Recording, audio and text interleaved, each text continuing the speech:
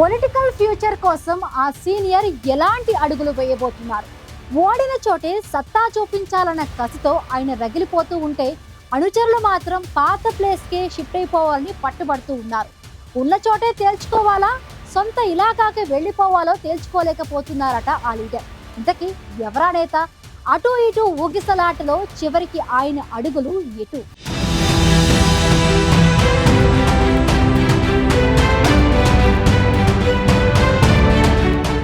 ఉమ్మడి ప్రకాశం జిల్లా రాజకీయాల్లో సీనియర్ నేతగా ఉన్న కరణం బలరాం అడుగులు ఎటువైపు అనేది జిల్లా రాజకీయ వర్గాల్లో ఆసక్తికరంగా మారింది. బలరాం అభిమానులు అద్దంకి నియోజకవర్గానికి రావాలని పట్టుబడుతోంటే చీరాల నియోజకవర్గాన్ని వదిలి వెళ్లేందుకు బలరాంకి మనసొప్పుకోవడం లేదట. కానీ అనుచరగణం ఒత్తిడితో చీరాలలో కొనసాగాలో లేక అద్దంకి నియోజకవర్గానికి వెళ్లిపోవాలో తేల్చుకోలేకపోతున్నారట కరణం బలరాం. బలరాం ఆలోచన ఒకలా ఉంటే పార్టీ క్యాడర్ డిమాండ్ మరోలా ఉండడంతో ప్రకాశం సీనియర్ రాజకీయ భవిష్యత్తుపై ఎలాంటి నిర్ణయం తీసుకుంటారనేది జిల్లా రాజకీయ వర్గాల్లో ఆసక్తికరంగా మారింది.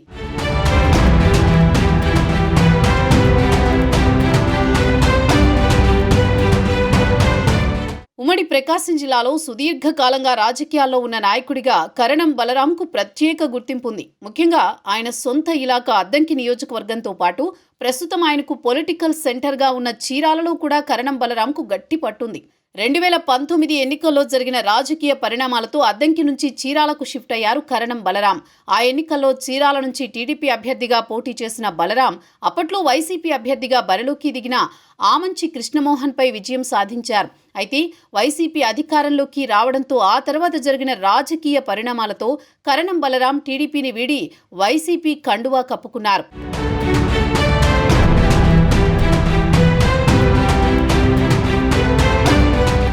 2019 ఎన్నికల దాకా చీరాలలో ప్రత్యర్థులుగా ఉన్న కరణం బలరాం ఆమంచి కృష్ణమోహన్ తర్వాత ఒకే పార్టీలో ఉన్న స్వపక్షంలో విపక్షంలా రాజకీయం నడిచింది. చీరాలలో పట్టు నిలుపుకునేందుకు ఇద్దరు నేతలు ఎక్కడా తగ్గిందే లేదు.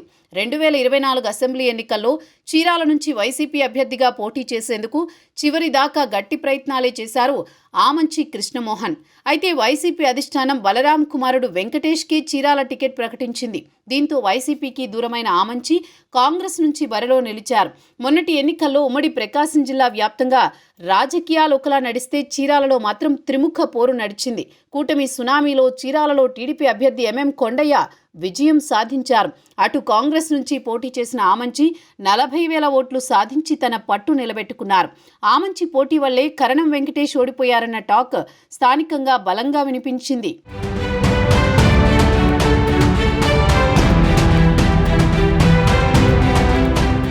అసెంబ్లీ ఎన్నికల్లో ఓటమి తర్వాత ఆమంచి కృష్ణమోహన్తో పాటు కరణం బలరాం సైలెంట్ అయిపోయారు.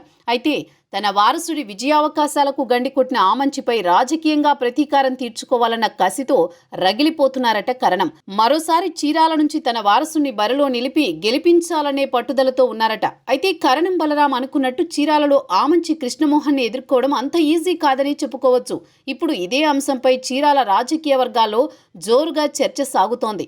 మరోవైపు అద్దంకి నియోజకవర్గ వైసీపీ ఇన్ఛార్జిగా ఉన్న హనిమిరెడ్డి ఓటమి అనంతరం యాక్టివ్గా లేరన్న టాక్ స్థానిక వైసీపీలో వినిపిస్తోంది.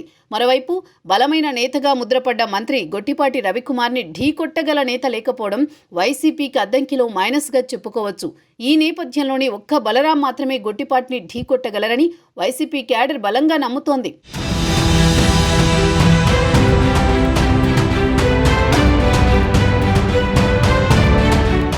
అద్దంకిలో వైసీపీ జెండా ఎగరాలంటే కరణం బలరాం సొంత నియోజకవర్గానికి తిరిగి రావాలంటోందట ఫ్యాన్ పార్టీ క్యాడర్. అద్దంకిలో బలమైన నాయకుడు లేకపోవడంతో నియోజకవర్గంలో పార్టీ పరిస్థితి రోజు రోజుకు దిగజారిపోతోందని వైసీపీ శ్రేణులు కలవరపడుతున్నాయి. అందుకే రాజకీయంగా గట్టి పట్టున్న కరణం బలరాంకు అద్దంకి బాధ్యతలివ్వాలని క్యాడర్ ముక్త కంఠంతో కోరుతోందట. వైసీపీ అధిష్టానం కూడా అద్దంకికి కరణం బలరాం అయితేనే బెటర్ అనే అభిప్రాయంతో ఉందట. అయితే ఎక్కడ పోగొట్టుకున్నామో అక్కడ తేల్చుకోవాలన్న ఆలోచనలో కరణం బలరాం ఉన్నట్లు తెలుస్తోంది. ఈసారి కూడా చీరాలలో పోటీ చేసి తన రాజకీయ ప్రత్యర్థి ఆమంచిని దెబ్బకొట్టాలనే పట్టుదలతో ఉన్నారట బలరాం. చూడాలి మరి కరణం బలరాం అడుగులు ఎటువైపు పడతాయో.